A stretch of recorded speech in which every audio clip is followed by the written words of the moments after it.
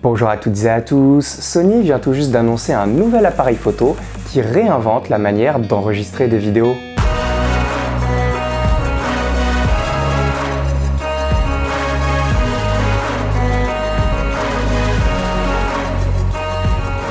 Sony vient d'annoncer le ZVE1, un nouvel appareil photo hybride avec un capteur plein format de 12 mégapixels, le même capteur que pour la FX3 et l'Alpha 7S III, qui est donc spécifiquement orienté pour la vidéo, et comme dans l'Alpha 7S III, il y a une stabilisation mécanique du capteur dans l'appareil.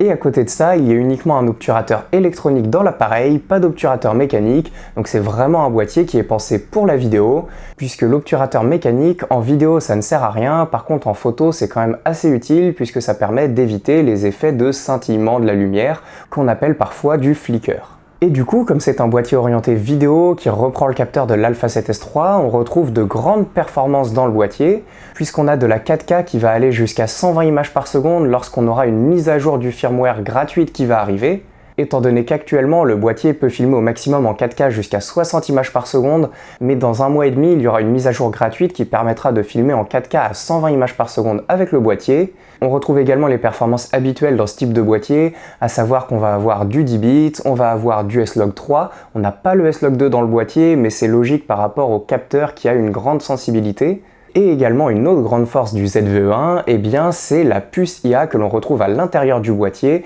qui est ce que l'on avait déjà vu dans l'Alpha 7R5 dont on vous avait parlé au moment de l'annonce du boîtier. Ça permet de reconnaître vraiment le corps des personnes, d'être encore plus précis dans l'intelligence artificielle pour la mise au point automatique, et c'est ce qui a permis justement de repenser complètement la manière d'enregistrer des vidéos dans le boîtier. Puisque la grande force de cet appareil, ce n'est pas tant les performances qu'il apporte, même si elles sont déjà très bien, mais c'est surtout les différentes fonctions automatiques qui sont ajoutées dans le boîtier pour pouvoir filmer très rapidement avec une grande qualité d'image, sans avoir besoin soit de connaître vraiment précisément les réglages en vidéo, soit de prendre le temps de faire ces fameux réglages, puisque même si on les connaît, parfois on n'a pas forcément le temps. Quand on veut prendre des vidéos sur le vif, qu'on veut pas se prendre la tête, eh bien c'est pratique d'avoir des fonctions automatisées qui fonctionnent très bien dans la majorité des situations, et quand justement elles ne fonctionnent pas, c'est à ce moment-là qu'on a besoin de vraiment connaître la théorie, et c'est là qu'on vous renvoie sur notre formation complète à la vidéo. Parmi ces fameuses fonctions automatiques qu'on retrouve dans le boîtier, il y a déjà la fonction Ciné Vlog, qui est une nouveauté pour le ZVE1.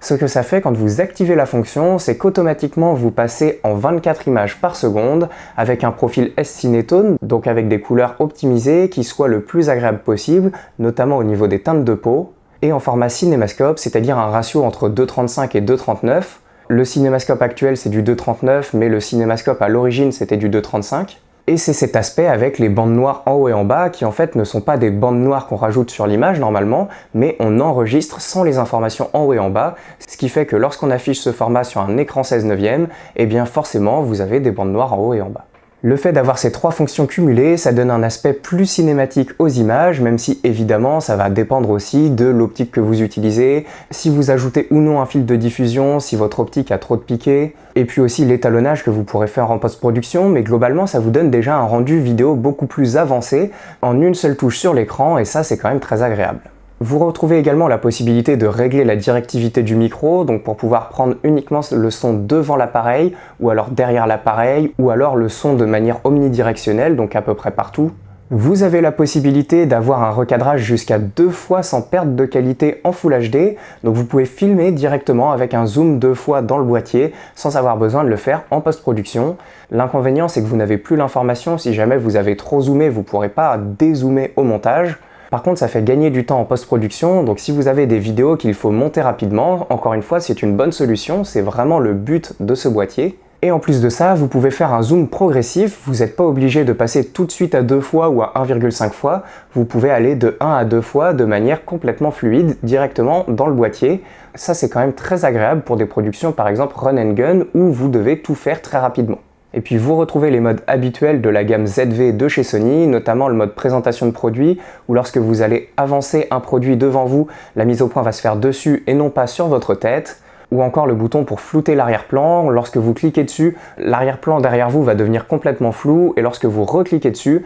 eh bien l'arrière-plan va devenir complètement net. de manière automatique et sans changement de luminosité, puisque l'appareil va augmenter l'ouverture pour flouter l'arrière-plan, mais il va compenser automatiquement avec la sensibilité, et ça vous permet de faire les changements pendant que vous filmez, vous n'êtes pas obligé d'arrêter le plan pour faire le changement. Et dans les nouveautés qu'on retrouve dans le boîtier, il y a l'aspect mini régie, c'est-à-dire que vous allez pouvoir recadrer dans votre image, encore une fois sans perte de qualité si vous êtes en Full HD, pour pouvoir cadrer uniquement une personne. Et si par exemple vous faites une interview avec deux personnes côte à côte, vous pouvez recadrer sur une des deux personnes, puis passer automatiquement à l'autre personne en sélectionnant sur l'écran l'autre personne, puis revenir à la première personne juste en la sélectionnant sur l'écran à nouveau, ou au contraire redézoomer, reprendre la vue d'ensemble, le tout de manière fluide comme on pourrait le faire soit avec des caméras tourelles, soit avec des logiciels dédiés à de la diffusion en direct. C'est donc un boîtier qui est vraiment optimisé pour que tout soit très rapide et qu'on puisse obtenir des rendus vidéo très avancés en un minimum de temps et avec un minimum de moyens.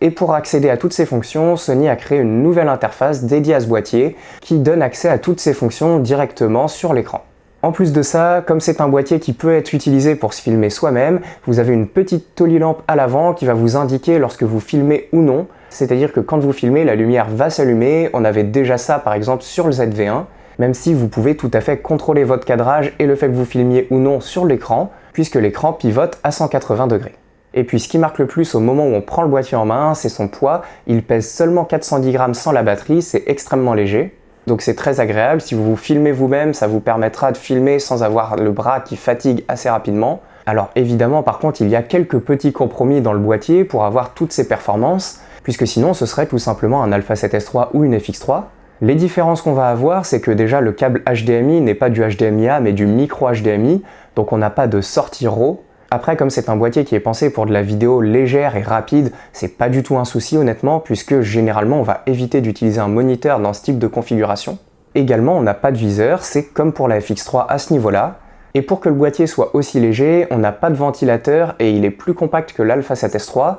donc on peut s'attendre à une surchauffe qui arrivera plus rapidement que sur l'Alpha 7S3. A priori, sur de la 4K 30, 60, ça fonctionne plutôt bien, il n'y a pas trop de soucis, mais il faudra quand même qu'on teste la chauffe pour voir justement quelle est la limite du boîtier. Et pour toutes ces performances, le boîtier est disponible à un prix de lancement de 2700 €. S'il vous intéresse, on vous invite à commander par camera.net et en sélectionnant la boutique Cholet pour soutenir la chaîne. C'est donc un prix assez agressif, on se retrouve au budget de l'Alpha 7 IV par exemple, qui est bien moins avancé en vidéo, même s'il est polyvalent photo-vidéo. Donc c'est un appareil qui sera adapté aux personnes qui ont besoin de grandes performances en vidéo dans un budget relativement restreint, même si c'est un budget déjà avancé, pour les performances qu'il a, c'est assez restreint. Ça va comprendre les personnes qui ont déjà des Alpha 7S3, FX3, voire Alpha 1, et qui voudraient un appareil pour servir de cam B ou cam C. Les personnes qui ont une grande exigence sur la qualité d'image, mais qui ne peuvent pas se permettre de faire plein de réglages ou de prendre du temps, parce que justement il faut filmer très rapidement, être le plus réactif possible sur le terrain. Et les personnes qui veulent faire du direct, puisque l'appareil a été bien optimisé pour cette solution notamment.